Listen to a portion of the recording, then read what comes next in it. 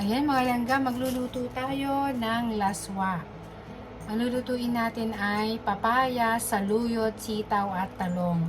So, sa Bisaya is laswa, sa Tagalog is dinengdeng, sa Ilocano ay inabraw, at saka dinengdeng kako pala.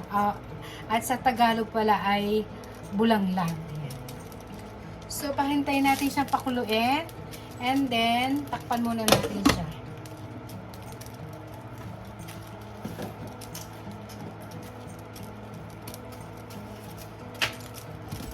So, ang lalagay natin mga langga is bagoong. Ito bagoong. Lagyan natin ng isang kutsara lang. Ayan, isang kutsara lang mga langga.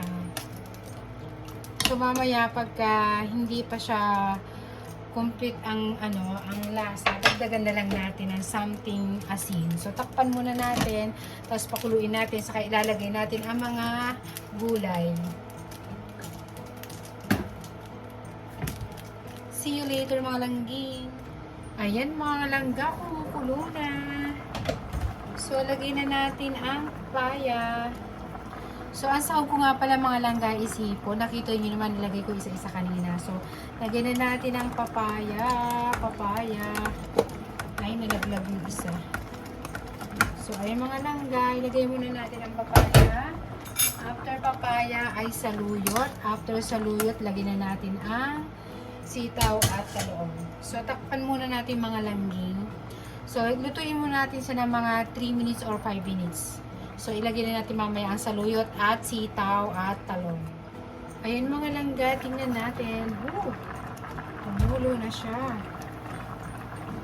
Nag-moist na mga langga. So, lagyan natin na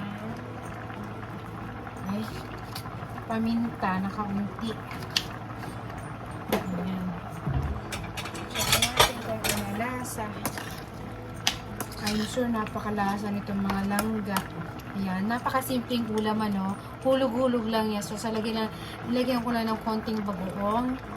So, tikman natin kung ano lasa.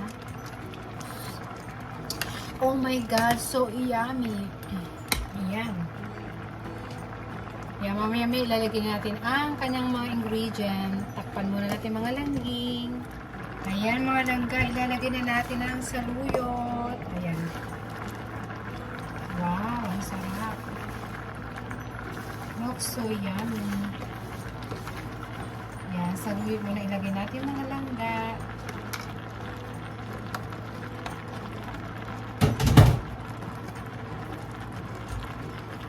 Ayan.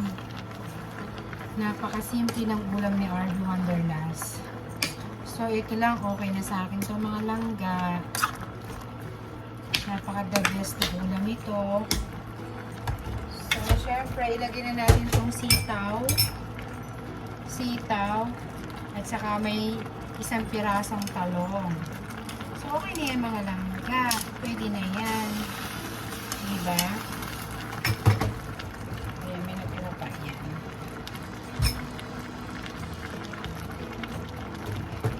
So, diba? Sobrang sarap as in. Napaka-the best ng ulam na to. Napaka-sustansya. Saluyot, sitaw, papaya, at talong.